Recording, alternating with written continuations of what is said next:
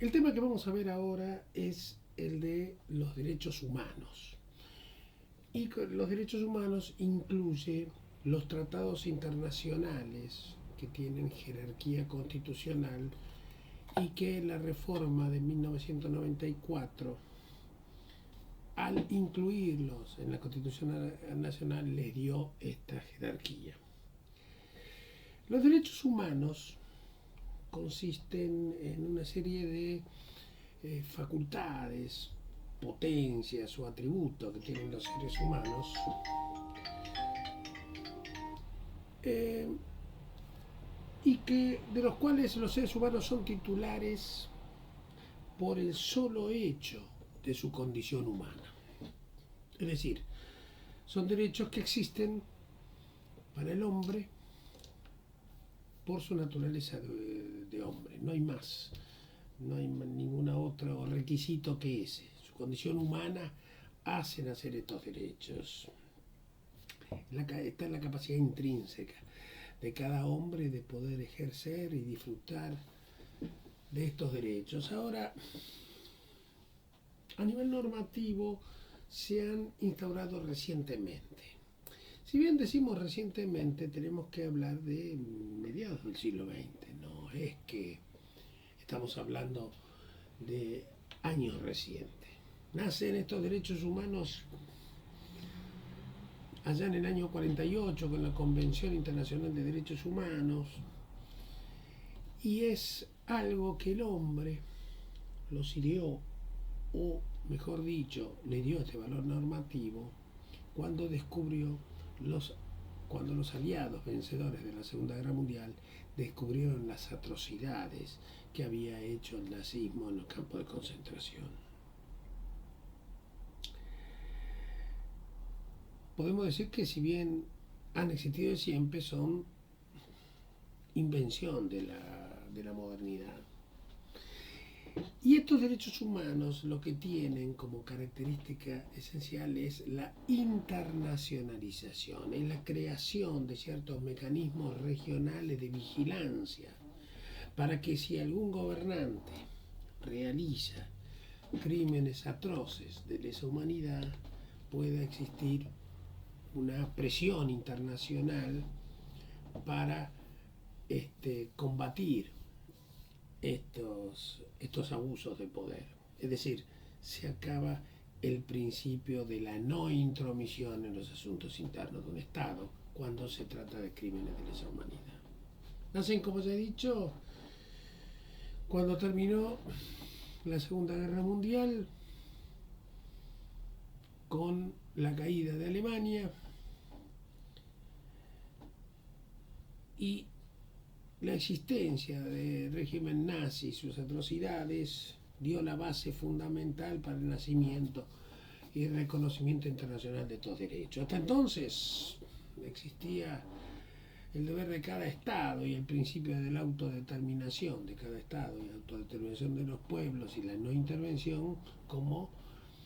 criterio para regir el ordenamiento normativo. Pero vamos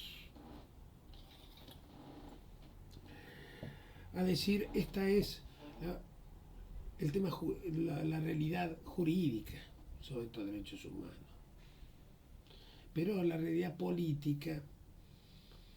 tiene también otra base, otra explicación, porque está bien, se crearon en 1945, pero en realidad empezó a tener cierta vigencia internacional a partir de los años 90, y casi les diría que con la caída del muro de Berlín y la caída del comunismo, son estas ideas de base, las ideas comunistas, que empiezan a dar bastante publicidad a los derechos humanos, que es una manera de poder combatir o presionar sobre las conductas de Occidente. Antes, cuando existía la Unión Soviética, no se hablaba de derechos humanos, porque si el mundo aliado, encabezado por Estados Unidos, cometía abusos, también los hacía el mundo soviético y, como se dice virtualmente, entre bueyes no habría cornada, porque si no, no habría forma de explicar cómo cuando el pueblo húngaro en 1957 se levanta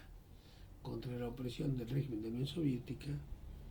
los tanques rusos le pasan por arriba a los húngaros y nadie habló de derechos humanos. Tampoco cuando fue el levantamiento de Praga en 1968 y la República Checa y el pueblo de Praga se levantó en contra de los soviéticos recuperaron el orden aniquilando al pueblo checo. Vietnam fue una invasión de americanos y rusos en territorio vietnamita y nadie se acordó de los vietnamitas con el tema de los derechos humanos. Es decir, antes de la caída del muro de Berlín, las grandes potencias vencedores de la guerra, enfrentados en esa guerra fría, abusaban de los derechos humanos y nadie le decía nada porque entre ellos se compensaban. De hecho,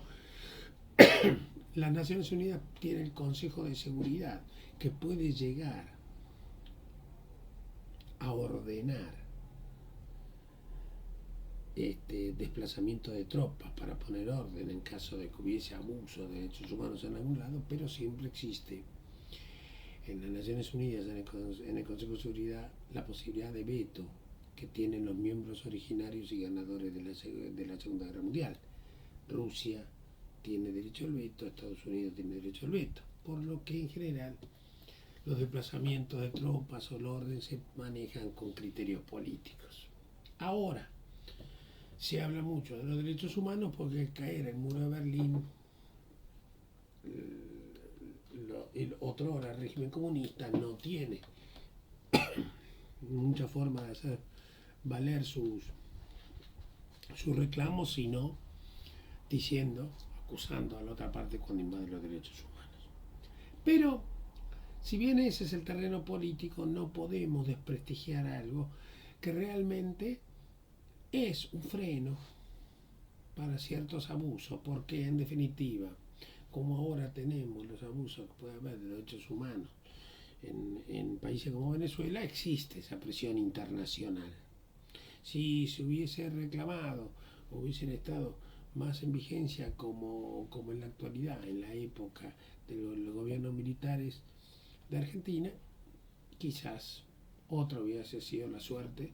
y no se podría haber ocultado tanto el tema de los desaparecidos. Por eso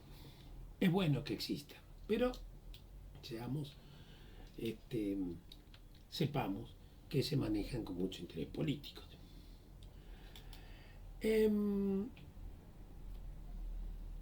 Cuando fallan los mecanismos de resguardo de las comunidades de los países, las comunidades internacionales pueden contar con la posibilidad de asignar responsabilidad internacional al Estado en que viole los derechos humanos y puede ejercer una acción coercitiva a los culpables de transgredir estas normas internacionales. Así, cuando finalizó la Segunda Guerra Mundial, se instauraron sistemas legales supranacionales con tribunales internacionales y organismos regionales internacionales que iban a ser vigilantes de las conductas de los países miembros y denunciar ante las comunidades internacionales cuando haya atropellos en los derechos humanos. La Organización de las Naciones Unidas en 1945 es creada, mejor dicho, en 1945, y entonces esta Organización de las Naciones Unidas, que pasó a reemplazar a la Sociedad de las Naciones, que había intentado ser un organismo internacional, pero ante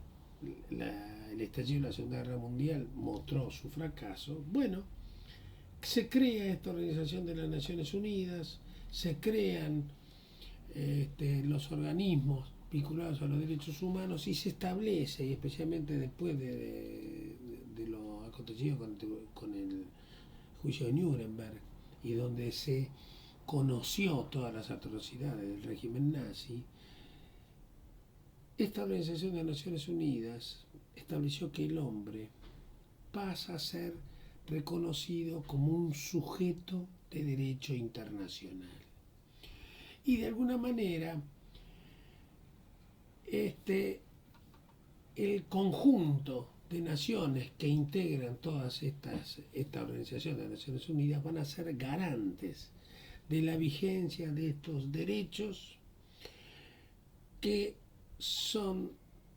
propios del hombre por el solo hecho de ser hombre, sin distinción de nacionalidad, de sexo, de religión, de raza o color.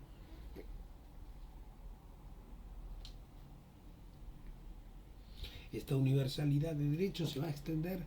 a todos los planetas, no solo a los habitantes de los países que son miembros de las Naciones Unidas, sino a todos los hombres del mundo. Son derechos que son inherentes a las personas, ya le digo, con independencia de su nacionalidad, territorio y el origen. Simplemente en el lugar que se encuentren, si son vulnerados estos principios por el solo hecho de ser hombres, el hombre va a estar tutelado por el solo hecho de ser, porque es un sujeto internacional de derecho, tutelado en el lugar donde se encuentra. Los elementos propios de estos derechos humanos son la titularidad de este derecho, que es para la persona física o persona humana, la universalidad, porque abarca a todas las personas, la igualdad y la sugerencia del orden público, que adquiere la Carta de las Naciones Unidas como supremacía, esa carta, a cualquier ley de todo el Estado. Como ya he dicho, existe una regionalización en esta protección de los derechos. Es decir, que hay órganos regionales que dependen de las Naciones Unidas, que van a ser donde podrá cada habitante de un país miembro de esa región denunciar en ese órgano regional cualquier inconducto o abuso de los derechos humanos. Y además habrá tribunales regionales para atender, para que cada continente se encuentre tutelado por estas oficinas regionales que defienden los derechos humanos. La Declaración Universal de los Derechos Humanos dio lugar a estas convenciones regionales y tribunales que van a interpretar estas convenciones. Por eso acá en Argentina tenemos que cualquier violación de los derechos humanos podemos ir a la Corte Interamericana de los Derechos Humanos y la OEA como organismo regional. Entonces, si no encuentro tutela en el derecho nacional, sea porque no hay independencia en el Poder Judicial, por un autoritarismo del poder político, puede haber sido el caso, por ejemplo, de cuando gobernaban los militares, y bueno, la existencia de estos tribunales internacionales, la posibilidad de que sea sancionado el país en caso de que viole los derechos humanos, si bien no va a ser quizás una garantía, sí va a ser una presión para el país miembro que no va a querer verse condenado por el tema de los derechos humanos.